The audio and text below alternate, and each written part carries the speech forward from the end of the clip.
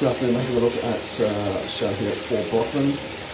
What we've done is taken the shower head off.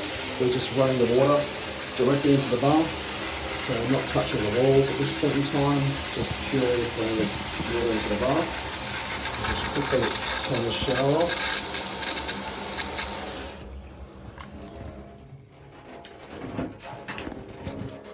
I note the design, the bath's actually quite a bit lower than the floor. We'll come out here.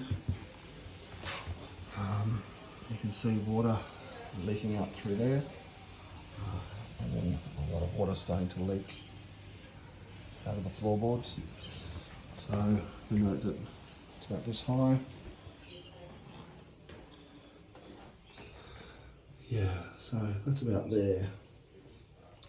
So probably, yeah, would absolutely recommend a plumber coming out to have a look, because there's almost definitely some type of plumbing